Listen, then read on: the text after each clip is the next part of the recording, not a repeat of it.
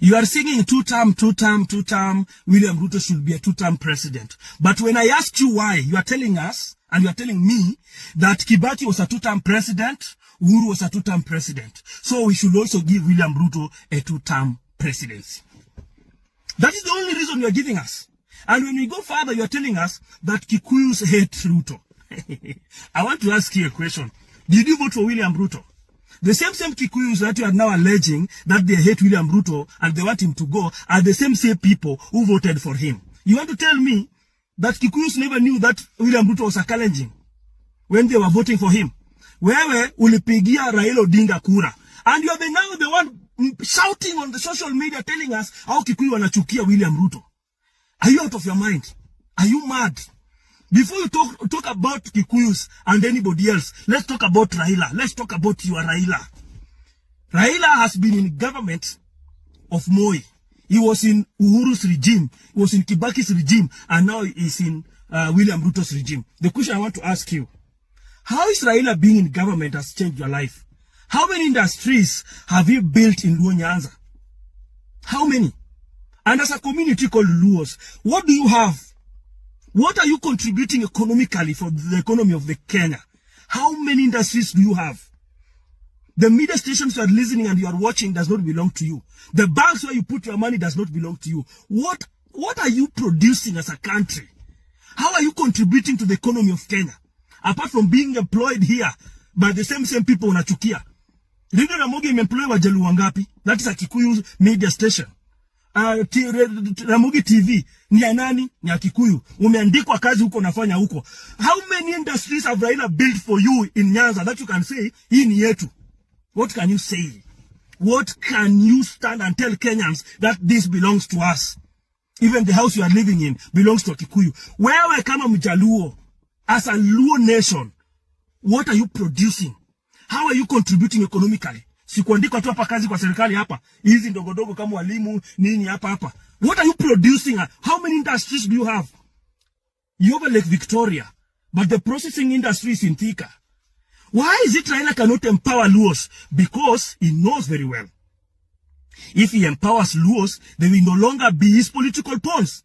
He will no longer use you as his political pawns. The only thing that Raila can give is poverty, bloodshed, deaths, graves in Luo Nyanza. That's the only thing that Raila can contribute to you. Raila has built economic empire. His economic empire for him and his family. He has built a political empire. But what about you? What about you people who have been used as his political pawns? What are you proud of as a Luo nation? What are you proud of? You can say, this is what Raila have been bringing to us.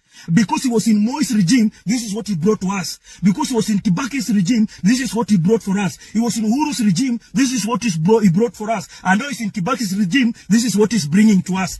Can you tell us? Can you just be proud of yourselves and tell us what you have been receiving from this man called Raila? Your problem is not nobody else.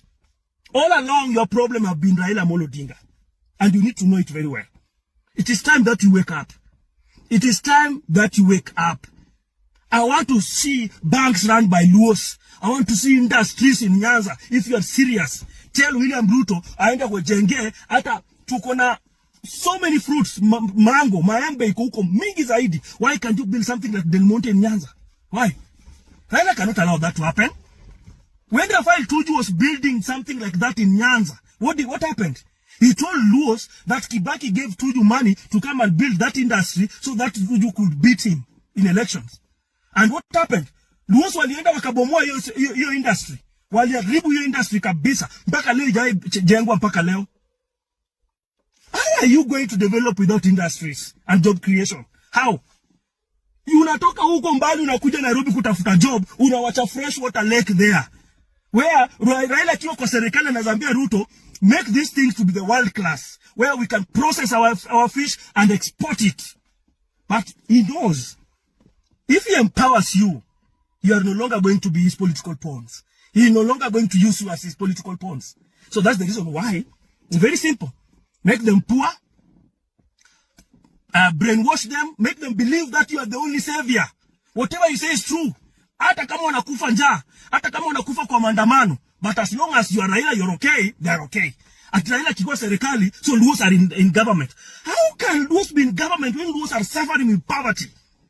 The poverty that is in Nyanza, people don't want to talk about it, but I will tell you today. Do you know, sometimes you see beautiful houses. Ya mtu anaitwa engineer, anaitwa pilot, you what, wanajenga nyumba kubwa kabisa. Then around him, watu wanaishi kwa nyumba nyasi. It's only in Nyanza where people are still living in thatch houses. Let me tell you, places like Ugenya, where Rego comes from, watu wanaishi kwa nyumba ya nyasi. Na nyumba ile ya kuweka thatch, ile ya kuweka mud. My friend, let me tell you, is either Luos wake up or they die in poverty. Their problem is Raila Odinga. Raila Odinga atakangi kuona a leader who can change the lives of low people. Ukikuja, you want to change the lives of low people, anakumaliza politically. It is so sad. It is so sad. That baba ya Raila alitumia Wajaluo.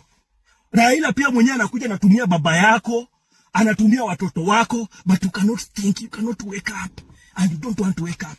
It is so sad.